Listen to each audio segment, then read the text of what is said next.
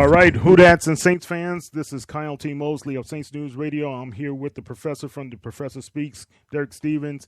D, the Saints and the Bucs at halftime. Right now, the Saints are leading 13-7 over the Bucs. It could be easily 21-7 in my opinion, but the Saints are going into this game knowing that they have been eliminated from any of that 1% chance of being in the playoffs that we had going into this game. 0.00001%. So what are your initial thoughts on the first half of the game? Oh, I thought the defense really looked better than it did last week. This game is not any flash and nothing. It's kind of, truthfully, a yawner. But the Saints are not turning over the ball, and this game, Kyle, shows me what could have been. What could have been in the Denver game, the Carolina game, the Giants game, and the Tampa Bay game. If Coach Payton had just been a little more conservative and trusted Hightower and Ingram, and not been throwing so much, we wouldn't have had the turnovers, and the Saints will be in a different scenario. The Saints would easily be 9-5 or 10-4. And unfortunately, this game is a painful reminder of the fact that the Saints have a really solid running tandem, and this is what they could have offered, but you was relying so much on the pass, and it cost you. Because this to me they look conservative. The game just looks very conservative. I saw the little one flea flicker, but it looks like they're I don't know how to describe the offense. I don't feel that the zest is there, but they're playing solid. They're not turning the ball. Mark Ingram and Tim Hightower are playing hard. Not sure why Brandon Cooks has the drops today. And it's just one of them games where, let's just play. Let's just try not to turn over, and let's, keep a lead. Tampa Bay is still in it. That's the problem. You're only up by 6 points. So right. The defense going to have to continue to play well, and the offense non-turnovial, if that's such a word, and non-turnovial, making up words. And other than that, there was really nothing exciting to say. I'm happy to see Monkey. Our whole team. I don't like one thing I did. I called you about offline, and I'll still there. I don't understand. I understand bringing in Hightower from time to time, but really, you should be seeing the ball of Mark Ingram. Mark Ingram, after this year, Mark Ingram, unless he gets third, he needs to be the number one running back. Yeah. Because he's going into his 7th year. He seems to be getting better, but the reality is the shelf life of running back is not that long. So next year, Mark Ingram will be my featured back. He would just be my featured back.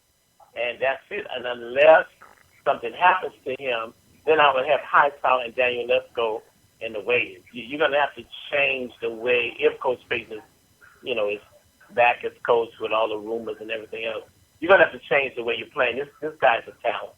Well, right now, he's your most talent. Yeah, and I have to agree with you. Right now, Mark Ingram is rushing the ball off of 9 attempts for 42 yards. His longest was 9 yards. Hightower has been pretty explosive, but he's only gained 22 yards over 6 carries.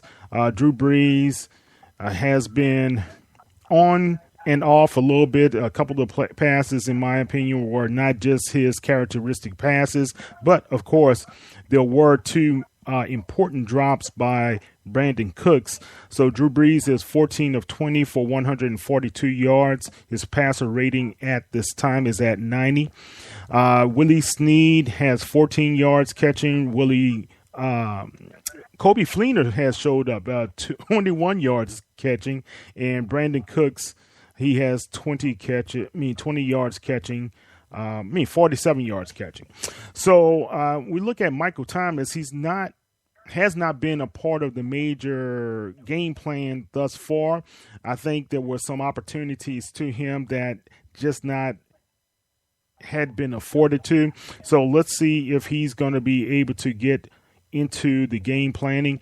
The fans have to realize with the Saints that right now, I think the Saints are really.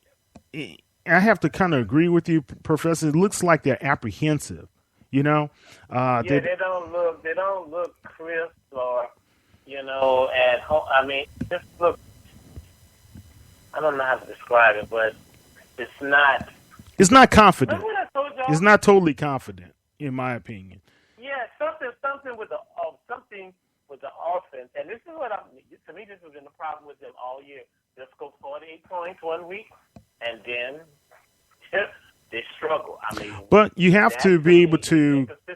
But you have to contribute the defensive game plan that Mike Smith and those guys on Tampa Bay has really put into place as a contributing factor here. Right now, the Saints are controlling the clock at 18 and 44 seconds compared to the Tampa Bay 11 minutes and 16 seconds.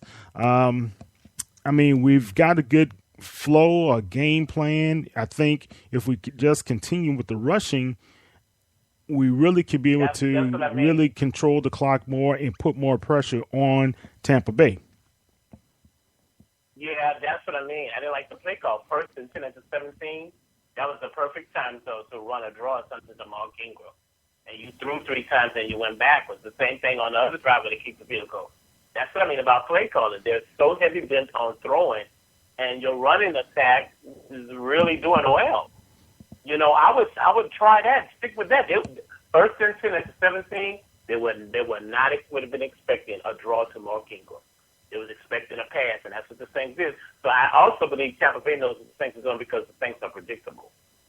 Yeah. They played them long. Mike Smith knows it, and so just some things you're gonna have to. Because I don't know how long this defense is gonna hold up. They're doing a great job now, but you're gonna have to get a little more aggressive than these field goals. So maybe it's the Christmas holidays too. Jingle bells.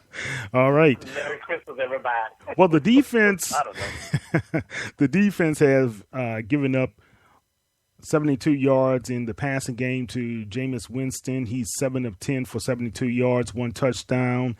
Jaquiz Rogers has 36 yards rushing. His longest was 13 yards.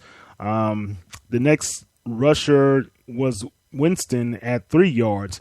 And, if you did not hear, the surprise scratch of the day was in the Tampa Bay offensive side, man. A lot of people didn't know that Doug Martin was going to play, and he's a healthy scratch. So not sure what's happening inside the Tampa Bay locker room. And, that was quite a surprise. Now, the Saints defensive line. They don't look like a playoff. They don't look like a playoff team to me. I don't know what's wrong with them today, but they do not. I don't know if they hung over from the Dallas game, which I think they are, because that was a hard loss. They could have won that game. But they don't. This game here, they don't look like a playoff team. If they make the playoffs playing like this, they'll be one and done. Well, I tell you, the Saints defense has put some pressure on Winston, and they have played relatively well. They have given up some pass plays that I thought if the linebackers as well as the defensive backs played closer to the receivers, they wouldn't have had some of the gains that they were able to have and converted on first down. So, I mean, we're looking at a game right now. The Saints are up by 6 points. It's still a close game, like you said, Professor. I know the last drive was 10 plays, but still, we're controlling the time. We're controlling the plays. That should put some pressure on the defense of the Tampa Bay Buccaneers. They are tired. They've been on the field. I think the Saints as a whole, if we can continue just being able to run, or just have some long, continuous, sustained drives, but some of those drives have to convert, or most of those drives have to convert to touchdowns versus having us to depend upon Will Lutz. How about Will Lutz 10 straight field goals he made. 10 straight. Wow, he's gotten steady after a rough start, so maybe they'll keep this young man around for a while and working out there. I still wish they would play Marcus Murphy because the return came in the front. There's just absolutely nothing there. Well, he was inactive for this game, Oh, boy. Who cares?